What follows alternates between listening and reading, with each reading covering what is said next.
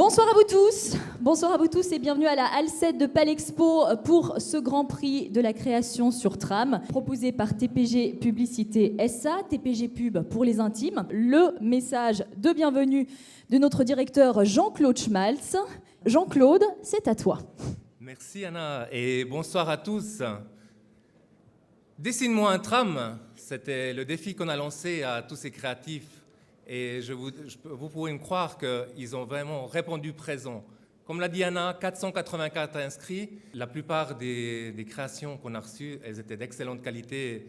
On a pu voir qu'il y a un excellent vivier de créatifs et d'innovatifs dans la région. Alors le premier prix, comme vous avez dit Anna, ça sera une décoration d'un tram tango, mais un tram qui n'existe pas encore puisqu'il est en train d'être construit dans la région de la Suisse orientale. Ce tram sera inauguré au changement d'horaire 2011-2012 en décembre afin de refaire la fête tous ensemble et justement de couper le ruban. Et tout de suite, on passe probablement à la partie qui vous intéresse le plus, à savoir quels sont les 8 nominés qui restent en lice ce soir pour le Grand Prix de la création sur tram. Avec une demoiselle, Madame Stéphanie Brusic, qui nous vient de Collonges-Bellerive, commune genevoise, avec la création Quelle ville pour demain.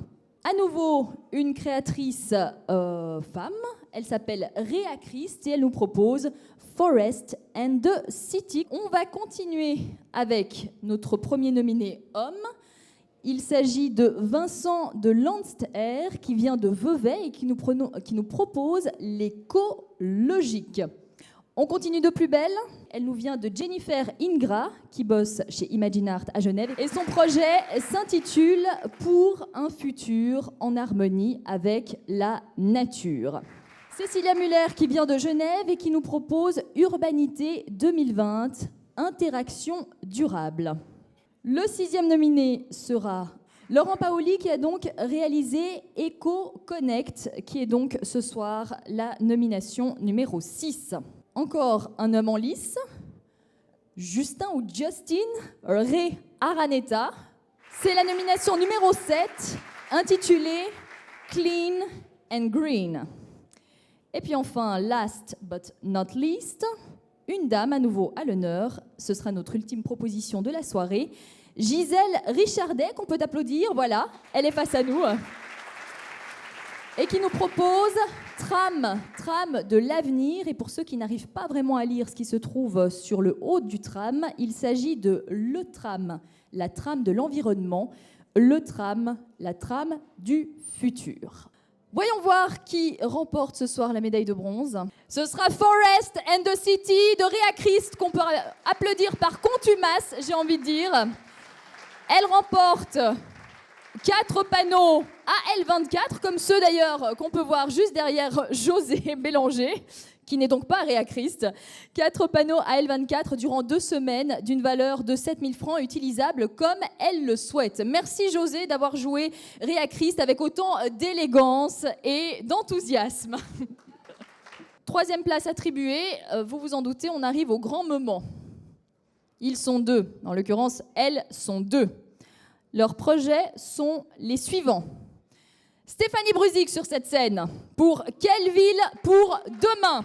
Stéphanie Brusic qui affronte pour cette finale du Grand Prix de la création sur tram Gisèle Richardet, que je prie une nouvelle fois de rejoindre cette estrade avec son projet Tram de l'avenir.